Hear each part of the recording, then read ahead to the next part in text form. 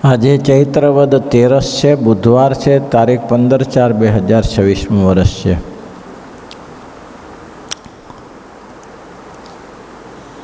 વચનામૃત કયું ચાલે છે?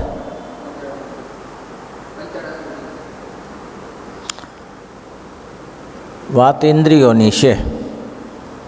શ્રીજી મહારાજને કહેવાનું એમ છે કે આ ઇન્દ્રિયો છે, મેં કીધું હતું ને, પરાંતિખાની ઇન્દ્રિયાની, એ પોતાના સ્વાર્થી જ છે, તમને રપટાવી જ નાખે. એટલે ભગવાને વનવિચરણ દરમિયાન પુલાશ્રમમાં કહ્યું, પુરંજનની કથા સંભારી, મેલ્યો બુદ્ધિનો સંગ વિસારી. બોલો, પુરંજનની કથા સંભાળી, મેલ્યો બુદ્ધિનો સંગ વિસારી. પુરંજનની કથા સંભાળી, પુરંજનની કથા વિસ્તારથી શ્રીમદ ભાગવતમાં લખેલી છે કે આ જીવ રાજા છે, પણ ક્યારેક કાયર બની જાય છે, એ આધીન થઈ જાય છે પ્રજા આગળ. અને જો જીવ પ્રજા આગળ આધીન થઈ જાય તો એનું શાસન ના ચાલે ને. પ્રજા સાંઢ થઈ બેસે તો એનું શાસન કેવી રીતે ચાલે? રાજાનું કોઈ રીતે શક્યતા નથી. પ્રજા સારી છે, પ્રજા ગુણિયલ છે, પણ એની થકી પ્રજા ગમે એટલી સારી હોય તો એના થકી જેટલું કામ લેવાતું એટલું લે. સારી પ્રજા છે અને રાજા એમ કે હવે સારા માણસોની પાસે ટેક્સ ન લેવું તો રાજ્ય નથી ચાલે, એની પાસે લેવું જ પડે. એમાં કંઈ ફેરફાર ન થાય. ભલે સારી પ્રજા છે તો સારી રીતે બોલાવે, વાતચીત કરે, બધું જ કરે, પણ પ્રજા એના ઉપર ચડીને પ્રજા એમ ના કહી શકે કે હું ટેક્સ નહીં ભરું, થાય કરી નાખજો, તો રાજાનું શાસન ના ચાલે. ભાઈ, કોઈ રીતે રાજા શાસન ના ચલાવી શકે. તેમાં કાયાનગરીનો રાજા જીવ છે અને એની બધી 14 ઇન્દ્રિયો એની દાસીઓ છે, એની પ્રજા છે. એને જો એનું જો 14 ઇન્દ્રિયનું શાસન પણ ત્યારે એ જ થાય છે. જીવવાની ઈચ્છા થાય કે મારે ખાઈ લેવું છે તો જીવનું ચાલવા દે નહીં, રસના સ્વાદનું ભોગ કરી લે. પગને એમ થાય કે અહીંયા જવું છે તો જાય, એમાં ચાલવાના. હાથને એમ થાય આ કરવું છે, ના કરવાનું કરે અને ધોકા ખાય. એટલે ઇન્દ્રિયો જ આજે આ જીવ ઉપર ચડી બેસી છે, એટલે તમે કાંઈ કરી શકતા નથી. સારી વસ્તુ છે. કાલે મેં તમને એક દ્રષ્ટાંત આપ્યું હતું. કયું દ્રષ્ટાંત આપ્યું હતું? કપરૂચંદ વાણિયાનું. હવે ત્યાંનો જ એક પ્રસંગ છે, એ લઈ આને લગતો આવે છે. જ્યારે કપરૂચંદ વાણિયાએ મહારાજને જમાડ્યાને માંડવીની પોળમાં ઘણા બધા લોકો દર્શનાર્થી આવ્યા, તેમાં સદાબા પણ દર્શન માટે આવ્યા. સદાબા એટલે સુકાનંદ સ્વામીની મધર. એ પણ નાને, તેનો જન્મ ત્યાં જ થયેલો અને એની નાની ઉંમર, અને બધા દર્શન કરવા જતા હતા, પણ આને દર્શન કર્યા. સૌ તો દર્શન કરીને ચાલે જતા હતા, પણ આને જરા મૂર્તિ વસી ગઈ. કઈ? વર્ણિરાજની. કમદડું લીધેલું, મૃગચર્મ ખંભામાં લીધેલું, કાંધમાં, કાંખમાં, અને હાથમાં જપમાળા. એ મૂર્તિ વસી ગઈ. એ બેન હર હંમેશને માટે યાદ કર્યા કરે. પછી સદાબાનું લગ્ન દભાણમાં થયું, કૃષ્ણજીને ત્યાં. કૃષ્ણજી બ્રાહ્મણ પોતે, લગ્ન થયું. લગ્ન થયા પછી સંસાર સારો ચાલતો, ગુણિયાલ હતા બંને પાત્ર, સારો સંસાર ચાલતો. દર્શનનો શું લાભ છે? એક પરા જો મૂર્તિ વસી ગઈ તો મહારાજ કે એ જ મૂર્તિ તમને અક્ષરધામ સુધી લઈ જવા તૈયાર છે. એક ફરા મૂર્તિ જોઈ લીધી તો. એક માજીએ ખાલી રે, શ્યામ તમે સાચું નાણું, બીજું સર્વે દુઃખદાયક જાણું. આ એક કડી જો યાદ રહી જઈ અને હાલતા ચાલતા એ શ્યામ તમે સાચું નાણું, બીજું સર્વે દુઃખદાયક જાણું, તો કેટલું કામ થઈ ગયું.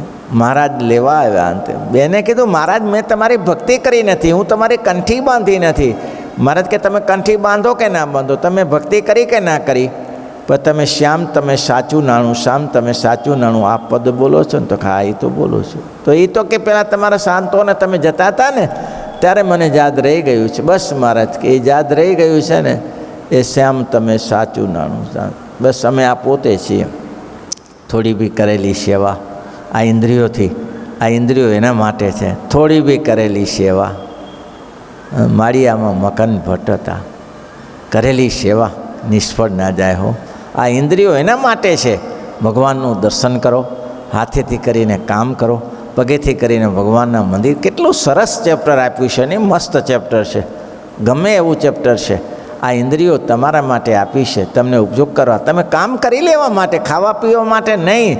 અને જો આ ઇન્દ્રિયોને ગાફલ રહેવા દેશો તો કંઈ નહીં થાય. મકન ભટ્ટ માળિયામાં, હાટીના માળિયા આગળ આવે છે જુનાગઢ જોડે, મકન ભટ્ટનું નિયમ હતું, સંતો આવે, પોતે પવિત્ર બ્રાહ્મણ, છાશ આપે સંતોને.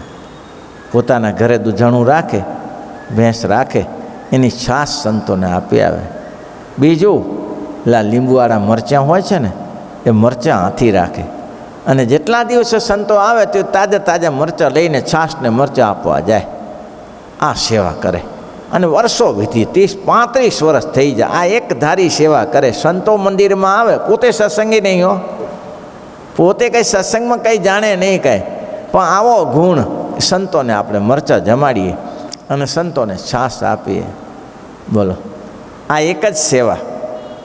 35 વર્ષ થઈ ગયા, ઉંમર થઈ ગઈ, એના ઘેરથી પણ થોડું બનાવી આપે અને સેવા કરે, ઉંમર થઈ ગઈ. આ ઇન્દ્રિયો દ્વારા જુઓ તો ખરા, તમારું કંઈક જો કામ ભગવાનને, ભગવાનના ભક્તને હાથે લાગે, આગળ કહ્યું ને, એના પુષ્પચંદન જો ઠાકોરજીને ને સંતોને લાગે તો એનું કામ થઈ જાય. વૃક્ષનું કલ્યાણ થઈ જાય, આમ જ કહ્યું. ફૂને પુષ્પ, ગાય ભેંસનું કલ્યાણ થઈ જાય, ભગવાન અને ભગવાનના સંતોને ઉપયોગી જાય. ઇન્દ્રિયો તો એને છે, આ ફૂલહાર પહેરેવે છે અને ફૂલનું કલ્યાણ થઈ જાય, અને ફૂલ મંડળીવાળાનું કલ્યાણ થઈ જાય. ભાઈ, આ સેવા ક્યાં મળે? આ ભગવાનને એનો હાર દરરોજ ઠાકોરજીને ગળે લગાવે અને એ દારોજી મહારાજ આખો દી બપોર સુધી સાર સૂંઘે. આ સેવા ઓછી છે? સવારે વહેલા ઉઠીને ફૂલ લેવા જવા એ બહુ મહત્ત્વનું કામ છે. પડ્યારો પથારીમાં તો કોણ પૂછે છે? ઠાકોરજીની સેવા એ સેવા છે. તમારા જીવનમાં તમે શું, કાનજી ભગત કહેતા હો, વડતાલવાળા ધામમાં ગયા, કાનજી ભગતને હું મારી રૂબરૂમાં એક ગરીબ ભક્તો, હે બાપજી તમે તો જોરદાર ઉત્સવ કર્યો હો, તમે જોરદાર. કાનજી ભગતે આખા બોલાયા હતા ને કે ઉત્સવ તો જોરદાર કર્યો, તું કંઈ મૂંડાયું? તે કંઈ મૂંડાયું આમાં? હે બાપજી, હે બાપજી, હે બાપજી, ઉત્સવ તો લાખોની કરોડો રૂપિયાનો થશે, તારા 5 રૂપિયા આવ્યા અંદર? બોલો, એ જરૂરી છે ને? તે મીઠું નાખ્યું, તું ખાંડ ગોળ ના નાખી શકે, પણ મીઠું જેવું નાખ્યું એટલું, એટલી સેવા કરી. તો કે હા બાપજી શું હે ત્યારે તે શું તારા જીવનમાં શું કર્યું? ત્યારે કરવી જરૂરી છે હો સેવા. આ ઇન્દ્રિયો એના માટે છે ભાઈ, નહીં તો પરાંચે ખાની છે, ભરાવી નાખે, ભૂકા કાઢી નાખે જો ઇન્દ્રિયોનું ધ્યાન ન રાખો તો. એટલા માટે કેટલી સરસ વાત કરી કે ઇન્દ્રિયોનું ધ્યાન રાખો. મકાન ભટ્ટ મરચાં ને છાશ. એક દિવસ મકાન ભટ્ટ ખાટલા ઉપર બેઠા છે અને મરચાં અને છાશ આપી આવ્યા, અને મહારાજે દર્શન આપ્યું મકાન ભટ્ટને. મકાન ભટ્ટ તો કે હા, તમારી સેવાથી બહુ રાજી થયા અમે. હા મહારાજ, મારાથી બીજું કાંઈ થાય નહીં, પણ હું આવી સેવા કરું, સંતો રાજી રહે ને મહારાજ. હા સંતો મહારાજને અમે રાજી છીએ, અમે રાજી છીએ. હા મહારાજ, આપ દયાળુ છો, અમે તો તમારું ભજન કરતા નથી, અમે તો કંઠીએ નહીં પહેરતા. મહારાજ કે કંઠી પહેરો કે ભજન કરો કે ના કરો, પણ અમે તમને લેવા આવ્યા છીએ.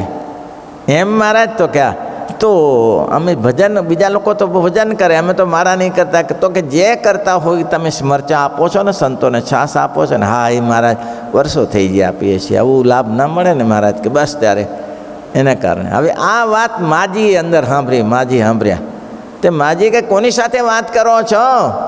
તો કે મહારાજ આવ્યા છે. એમ? તો કે હા, અને મને એમ કહે છે કે તમને લઈ જવા આવ્યા છીએ. ઓહો હો, મહારાજને કહો કે અમે કયું પુણ્ય કર્યું છે તમે લેવા આવ્યા છો? તો કે હા, એ મહારાજ એમ કહે છે કે તમે છાશ ને મરચાં આપ્યા એટલે લેવા આવ્યા છીએ. તો એ મહારાજને કહો, તમે તો ખાલી આપવા જતા હતા, એ મરચાં ને છાશ તો હું તૈયાર કરતી હતી, તો હું વળી કંભાગી તમને દર્શન આપે ને મને દર્શન ના આપે, અને મને દર્શન આપીને તમારી સાથે મને લઈ જાય. ત્યારે મહારાજે કીધું બોલાવો માજીને. માજીને દર્શન આપ્યા કે બને તૈયાર થઈ જાઓ, બને તૈયાર થઈ જાઓ, તમારી સેવાથી રાજી. સેવા કરો, સેવાથી રાજી થવાય ભાઈ, સેવાથી રાજી. કાંઈક કરેલું દર્શન કરો, સ્પર્શ કરો, દર્શનેથી તમારે બની શકે તો નેત્રથી કંઈક એવું સારું કામ કરો, હાથેથી કામ કરો, પગેથી કામ કરો. ભગવાનની માટે કંઈક સેવા થવી જોઈએ તો ભગવાન રાજી થાય. આ સદાબાના લગ્ન ડભણમાં થયા. બહુ સેવાભાવિક, મંદિર જોડે બહુ સેવા કરે. મહારાજ આવે ને ત્યારે મહારાજની બેન દોડી દોડીને સદાબા સેવા કરે. કૃષ્ણાનંદજી પણ બહુ સેવા કરે. વર્ષો વીતી ગયા. મહારાજ ડભણમાં યજ્ઞ કરતા હતા. તે પહેલાં, વર્ષો પહેલાં એના પોતાના પતિદેવને કહ્યું, પતિદેવ 12-15 વર્ષ થઈ ગયા, આપણે દીકરો નથી. ભગવાનને પ્રાર્થના કરીએ તો એક આપણે દીકરો હોય ને તો ગ્રસ્તાશ્રમને સારું લાગે. ત્યારે કૃષ્ણજીએ કહ્યું, એ તો ભગવાનની ઈચ્છા છે, મહારાજ દયા કરે તો પુત્ર થાય. આવી ચર્ચા કરી તે જ રાત્રિએ એક ફેરા દર્શન કરેલું ને વર્ણિરાજનું, જોગીનું. એ તો કેમ ભગવાનને ઓળખતા હતા? જે વર્ણિરાજનું માંડવીની પોળમાં જે દર્શન કરેલું એ વર્ણિ પોતે આવીને ઊભા રહ્યા અને સદાબાને કે સદાબા, અમે તમારી સેવાથી રાજી થયા હો, તમારી સેવાથી રાજી થયા સદાબા. હા હા મહારાજ, ઓળખો છો? તો કે હા, તમને મેં માંડવીની પોળમાં જોયા હતા, બસ હું એ જ જોગી છું, હું એ જ જોગી છું, માંડવીની પોળમાં તમને જોયા હતા એ જ. હા મહારાજ, મારી શું સેવાની જરૂર પડી? સેવા એટલી જ કે તમને અપેક્ષા છે ને કે એક દીકરો હોય તો સારું. તો કે હા મહારાજ, એવું વિચાર, એવું મનમાં થયા કરે છે કે એક દીકરો હોય તો સારું. એમ મહારાજ કે સદાબા, તમારા પતિને કાલે કહેજો, અમે તમને દીકરો આપીશું. હા, તમને 9-9.5 મહિના થશે ને ત્યારે એક દીકરો જન્મશે. સદાબા, પણ એક વાત કહું? તો કે હા, એ દીકરો જન્મે ને પછી અમને આપજો હો, એ થોડો મોટો થાય ને પછી અમને આપજો. આપશો તો અમે દીકરો આપી. હા મહારાજ, વાંઝ્યા પણ તો જાય ને, દીકરો તમે લેજો. પણ સદાભાઈ એક વાત કહીએ, તમને દુઃખ નહીં લાગે ને? તો કે આપતકાળ, આપત્તિ આવશે, આપત્તિ, મુસીબત બહુ આવશે. હે મહારાજ, મુસીબત આવશે? તો કે હા મુસીબત આવશે, પણ ધીરજ હું આપીશ તમને હો, ચિંતા ન કરતા, તમને હું ધીરજ આપીશ. મુસીબત આવશે, તમને દીકરો મળશે, પણ એક મુસીબત મોટી આવશે. પણ હવે સદાબા પૂછે કે મહારાજ કઈ મુસીબત આવે? તે પહેલાં તો જોગી અદૃશ્ય થઈ ગયા, જોગી દેખાતા બંધ થઈ ગયા.